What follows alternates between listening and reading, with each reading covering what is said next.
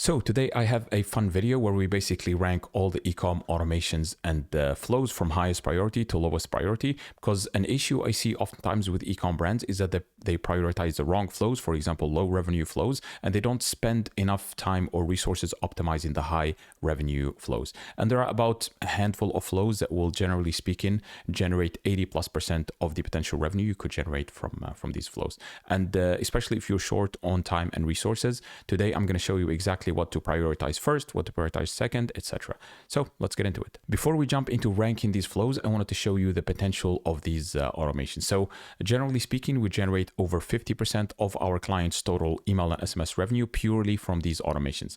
And these are automated flows that run on autopilot. You don't have to touch them. Obviously, we still come back and optimize them, A/B test them, etc. But you don't have to do that. So these run on autopilot for you. So they are super, super important. They are the closest thing to passive income if such a thing existed. So you will see in the first example, they are generating 57.49% of their total email and SMS revenue from these flows. Second example, it's 52%. Third example, also 52.17%. And the last example here, they are generating 79.91% of their total email SMS revenue from flow. So almost 80% of their total revenue is generated on autopilot. So now you know the importance of these flows. Let's start ranking them. On this table, you will see that I have basically an S tier and then an A tier, B tier, C tier, D, E, and F. And I have a bunch of flows that you could set up for your brand here.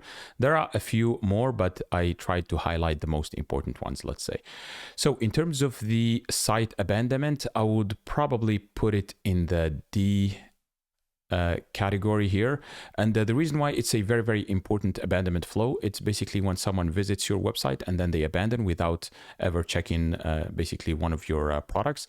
It's very important, but generally it does not generate as much revenue as the other flow. So that's why I'm giving it a D rank here. The welcome flow, I would arguably say it's the most important flow of all the flows, because so I would put it in the S tier here. The majority of your automation flow or automation's revenue is going to come from the welcome flow. And this is the entry gate of your email SMS program, because the more emails or phone numbers you can get through your email SMS funnel, the more revenue you'll be able to generate. Okay. So this is very, very important. I would say if you are starting fresh and you don't have a lot of time and resources, at least you could set up the welcome flow. So this is generally speaking the most important flow. There are some exceptions with some brands, but for the majority of the brands, the welcome flow is the highest revenue maker. In terms of the checkout abandonment, I would also put this one in the S tier here. And the reason why is because it's a super high intent flow. So basically imagine someone going through all the effort of visiting your website, checking a product, adding it to cart, and then initiating checkout. So this is a very, very high intent person. And yeah, it would be nice to try to overcome their objections and, figure out exactly why they haven't placed an order with. So if they abandoned, it could be because of a few reasons. Maybe the shipping cost was too high. Maybe they just forgot. Maybe something came in the way. Maybe they weren't sure and found a better, or what they at least perceived as a better product from your competitors. And it's very, very important to use this flow to overcome those objections and get people through that hurdle so they can place the order. So I would put this one as in the S tier here as well. In terms of the cart abandonment, I would probably give it a C tier here. And the reason why, you would probably say that, okay, this is also a high intent because someone has added to cart. But generally speaking, we don't generate as much revenue from the cart abandonment as we do from the checkout abandonment. And yeah, so I would probably put it in the C category. That doesn't mean that it's not important. It's still very, very important, but it's not as important as the checkout abandonment. So if you had to prioritize, I would say you set up the welcome flow, the checkout abandonment first before you jump to the rest of the flows. In terms of the browse abandonment, so this is a very, very important flow, and I'm going to explain why shortly. So yeah, you might argue that browse abandonment is a lower intent than the cart abandonment, and you would be right. So typically, if someone adds to cart, it means they have higher intent than someone who's just browsing a product. But the reason I put it in the A tier is because so many more people view a product compared to people who add to cart, and so the volume is so significant in terms of the people who actually just browse a product, and you would end up, generally speaking, generating more revenue from the browse abandonment flow, even though it's a lower intent flow. But just because of the volume, the sheer volume of the people who view your products, you will end up generating more revenue from it. So I would put it in the A category here, or tier. Post-purchase, super, super important. So I have to give it a S tier here. And the reason why, it's basically, I like to compare it to the onboarding process for a new hire. Let's say you run a company and you have hired a new person. It's very, very important to onboard them correctly. Otherwise, they would get confused. Like in the first month, they would not have a good experience with your company, and they might churn. Basically, they might just exit, or they will not be as productive. So the post-purchase experience, the goal is to reduce, obviously, customer anxiety, because typically when someone places an order, they have this buyer's remorse. Did I make the right decision or not? So it's good to ease, let's say, their anxiety after purchase and make them feel comfortable that they absolutely made the correct decision. So you can do this with, showing some social proof, for example, of people that your products helped or something like that.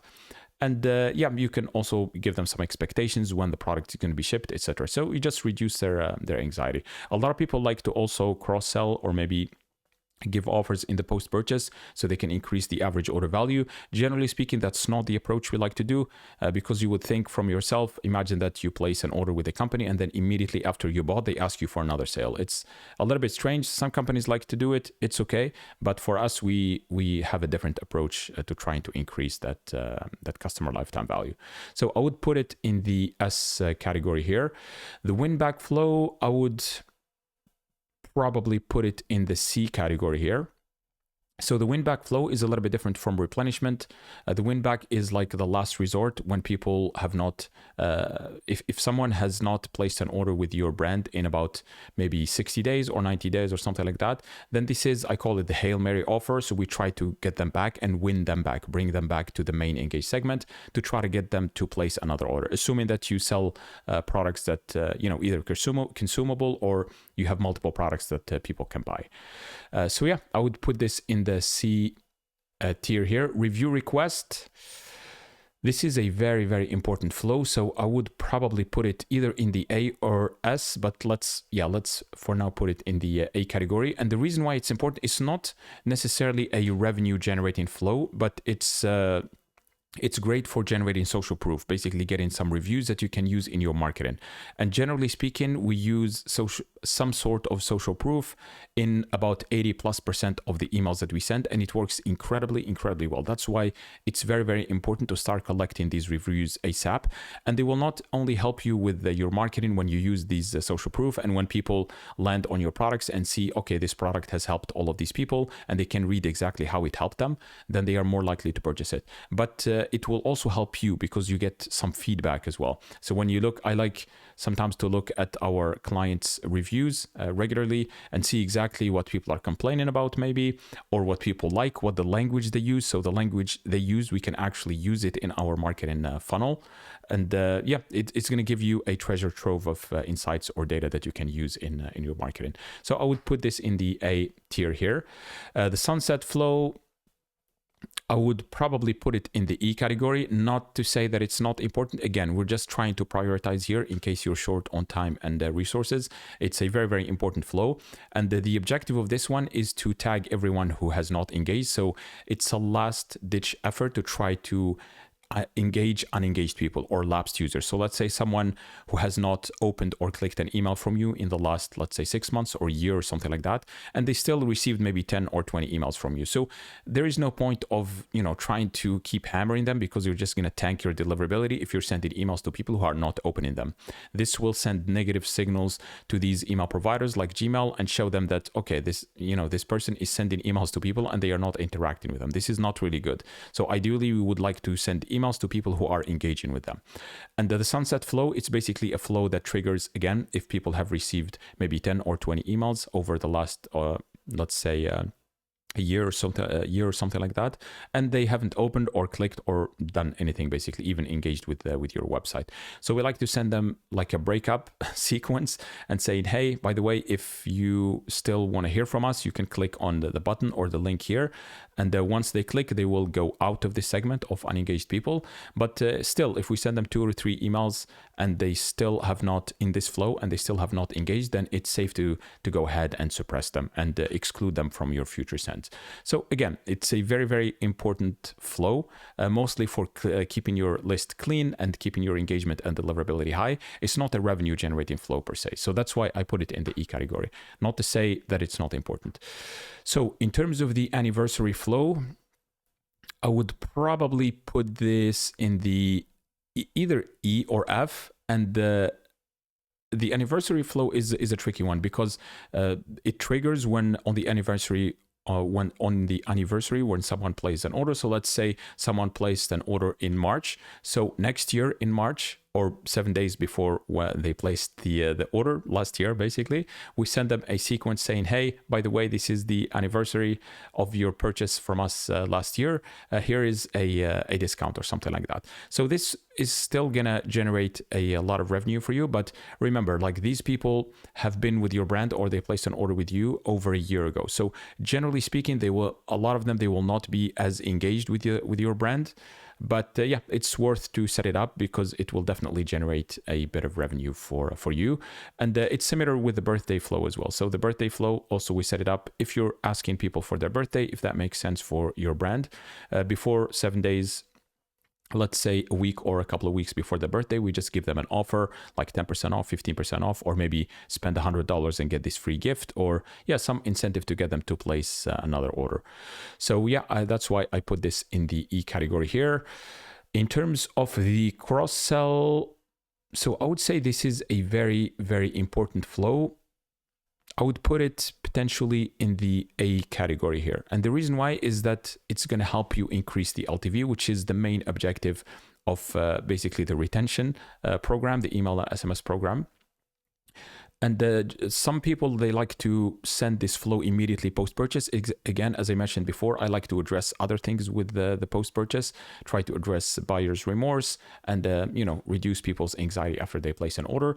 And maybe after they get to try our product, let's say they received a product or product got delivered, we trigger this maybe 5 days after or maybe 10 days after. So after they got a chance to try your product and they know the quality is good, everything is good, then we basically try to promote products that are complementary to what they bought. So this is the cross-sell flow, and it works incredibly well, generates quite a bit of revenue. So that's why I put it in the A category. Back in stock, I would put it, back in stock is very, very important here. I would put it in the A category as well. It's responsible for quite a bit of revenue for our clients. And you can set it actually automatically on Klaviyo, or you can do the same with Attentive as well if you're using another platform. And the objective is when you mark an item on your store as back in stock, even if it's like 1 or 2, and you can set up these settings, it's going to trigger a flow that tells people, hey, by the way, the product that you opted in for on the wait list or something like that, it's back in stock, limited quantity, make sure to order, use a little bit of urgency and scarcity to get people to buy. But it's a great automated way, especially if you have a lot of SKUs and you cannot like do an announcement email every time you restock an item. This is a great flow. It requires a little bit of setup because you would have to link Klaviyo, the Klaviyo form to the website. So when they land on the product, they don't see, for example, they see it's out of stock. They click, it says, hey, join the wait list or be the first to be get notified first or something like that. Then they enter their email or their phone number, and then they get notified first automatically with this flow. So that's why I put it as A here. And then we have the replenishment flow. So replenishment flow, it's very, very important. I would potentially put it in I would put it in the A category here. So either S or A, it's very, very important. And we have this flow even for non-replenishable products. So it's mostly for replenishable products. So if you sell, a product that could be replenished, like cosmetics or food or something like that, then we send this flow maybe after 30 days or 60 days. It depends when someone basically has consumed that product, and we just remind them and say, hey, it's time for restock, something like that. Try to get them to place that next order. And we have a few emails in this flow, maybe 3-4 emails. We try to basically just nudge them or notify them, and then if they still haven't placed an order, we try to give them some incentive to get them to place that order. So it's quite a bit of a revenue generator. That's why I put it here in the A category. And for the brands that are not replenishable, we still have this flow. So after maybe 30 days or 60 days, it really depends. You can split test this, maybe 30 versus 45 days. We can send them an email saying, hey, by the way, we haven't seen you in a while. Come back and place order this other product. Maybe it's a different product or a product within the same category or something like that. So this is quite an important flow. Then we have the failure to launch. I would probably put this in the D category here. So failure to launch is actually a syndrome, an actual medical syndrome, where you see like people after their teenagehood, let's say, when they become an adult, they fail to launch into society. They fail to basically find a job or something like that. So there is an actual flow that's called failure to launch, and it's basically when someone joins your welcome flow, and then they still have not placed an order maybe in 20 days or 30 days. So this is a very, very valuable segment, because that they have showed interest. So they have basically entered their email or their phone number, and they went through the whole welcome flow, but they still have not purchased. So it means that they have some lingering objections that you need to figure out in order for you to address it head on. And the failure to launch is basically a feedback-based flow. So we try to send them maybe an email or a couple of emails asking for them to reply to the email, or maybe fill up a survey or form for a chance maybe to win a raffle, or give them like some coupon or some discount or something like that. Try to find a good incentive for them to get to get the highest submission rate, let's say.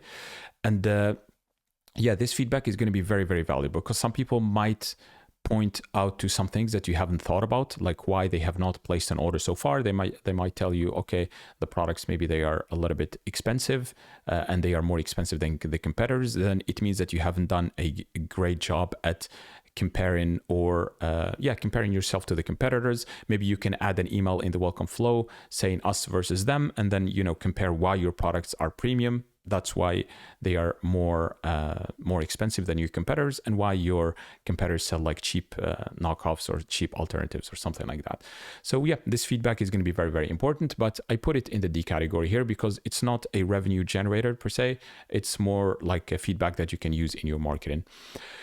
And in terms of low stock, I would potentially put it in the B category here. This is a very, very important flow, and it plays on the scarcity basically. So there are two things: there is urgency and scarcity. And the urgency is a unit of time. So when you say, hey, 2 days left, 3 days left, and then tonight, etc. Scarcity is a measure of unit. So if you have a product that only has like 2 units left, 5 units left, and you can actually set this up, it's gonna send basically a message to people who were interested in that product in the last few days. Let's say maybe they either viewed the product or added it to cart or something like that. Then it will automatically say, hey, by the way, the product that you were interested in or you were eyeing is very low in stock, so make sure to place your order. So it's a little bit of a nudge to get them to place an order, and this works incredibly, incredibly well. That's why I put it in the B category. So that's pretty much it. Now you know exactly which flows are the highest priority versus lowest priority, and if you are short on time or resources, you can start with literally the S tier flows and then go down that list. If you found this video helpful, like, subscribe, hit the notification bell, and I also included a link to a free 51-page masterclass on how to generate 25% of your total revenue from email and SMS automations and flows. This is everything I know about the subject. So yeah, basically it has all the core flows, 10 core flows plus extra flows that you can set up to optimize your email and SMS program. Also, if you have an ecom brand and you would like to generate between 35 to 50% of your total revenue from email SMS, then I included a second link in the description where you can schedule a quick 15-minute call with me. I'm happy to offer you a free in-depth audit of your account where I show you exactly what's missing, what could be improved, and how much more revenue you'll be able to generate when all of the improvements are implemented. This is 8 to 10 pages of expert recommendations specifically for your brand. So click that link and I'll talk to you then.